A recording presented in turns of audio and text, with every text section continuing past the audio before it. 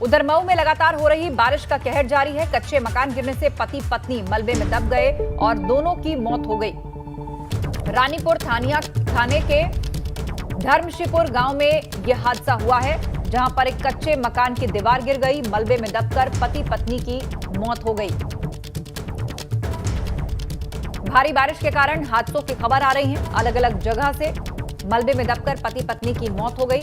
रानीपुर थाने के धर्मशिपुर में इस गांव में यह हादसा हुआ, जहां पर एक कच्चा मकान जिसकी दीवार ढह गई, पति पत्नी उस मलबे में दब गए और दोनों की मौत हो गई। मऊ से यह खबर आई है। यहां भी तेज बारिश हो रही है।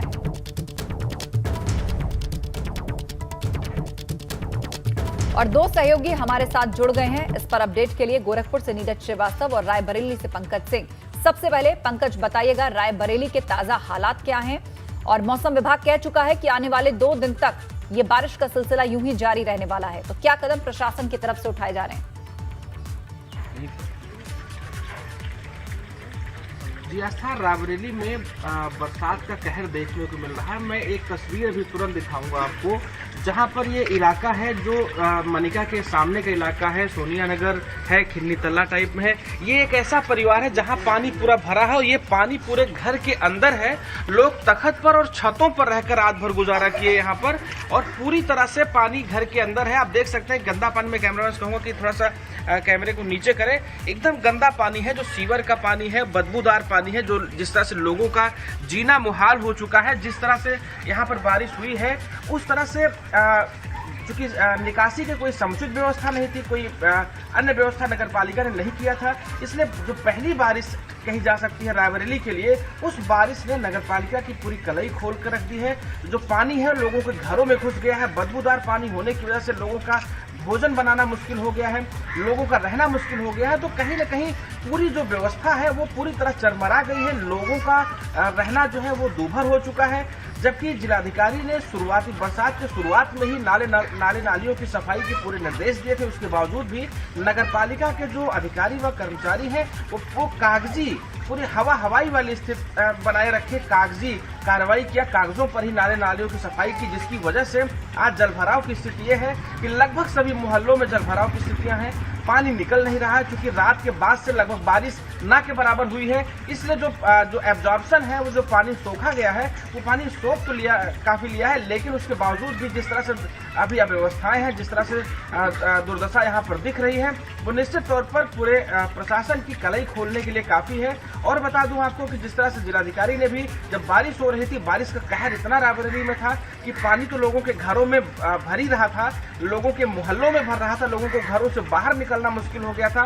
कल मैंने एक तस्वीर भेजी थी जिसमें था यहाँ साफ साफ कि लोग पूरे घर में लबालब से नाव की तरह तैर रहे थे। पूरे सामान जो है, लोग बच्चे जो है छतों पर खड़े होकर भीग रहे थे। बारिश हो रही थी तो छत पर कोई व्यवस्था नहीं थी, तो पॉलिथीन ओढ़कर वहां पर बैठे हुए थे लोग। ये रायबरेली की यहाँ पर व्यवस्था थी, रायबरेली की स्थितियां थी। मैं आपको बता दूं कि जिलाधिकारी ने वैभव श्रीवास्तव ने यहाँ पर एक साफ निर्देश दिए थे, साफ साफ कहा था कि जलभराव की स्थितियां जहां पर है वहां पर पूरी व्यवस्था की जाए। और जिस तरह से आंधी और पानी की यहाँ पर चीजें रही हैं, उसकी वजह से बता दूं आपको लगभग 12 से 14 घंटे पूरे जनपद में लाइट नहीं थी। वाकई एक एक करके जो दिक्कतें हैं वो उससे जुड़ी हुई हैं और बढ़ती जा रही हैं। तेज बारिश, शहर में पानी भरा हुआ है, निकासी नहीं हो रही है पानी की, लाइट आने में दिक्कत हो रही है, हादसे हो रहे हैं, कहीं कच्चे मकानों की दीवार गिर रही है और लोगों की मौत हो रही है। गोरखपुर में क्या हालात है, नीरज श्रीवास्तव से जानते हैं। नीरज, गोरखपुर का हाल बताइएगा।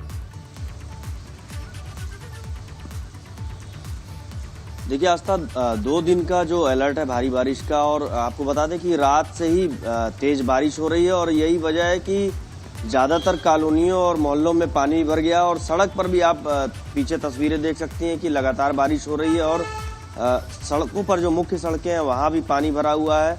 और यही वजह है कि जो मुख्य सड़क है वहाँ भी दुर्घटनाएं हो रही हैं। और सबसे बड़ी बात यह है कि लोगों को मुश्किलों का सामना भी करना पड़ रहा है, क्योंकि कॉलोनियों में जिस तरह से पानी लगा हुआ है और ड्रेनेज सिस्टम पूरी तरह से नगर निगम का रास्ता फेल हो गया है। और यही वजह है कि जो मोहल्लों में पानी है उसी में डूबकर लोगों को अपने घरों में और रोज़मर्रा के काम के लिए आना जाना पड़ रहा है। और जल निकासी की जो व्यवस्था नगर निगम को करनी है वो पूरी तरह से फेल हो गई है और जल निकासी की व्यवस्था नगर निगम नहीं कर पा रहा था। बिल्कुल, और यही वजह है कि शहर में जगह जगह पानी भरा हुआ है। लोगों के घरों के अंदर कई इलाके ऐसे हैं जहां पानी दाखिल हो चुका है। तो क्योंकि पहले से तैयारियां नहीं थी, तेज बारिश कम समय में इतनी हो गई, पानी इकट्ठा हो गया, अब उसकी निकासी मुश्किल हो रही है। बहुत शुक्रिया आप दोनों का, ताजा हालात हम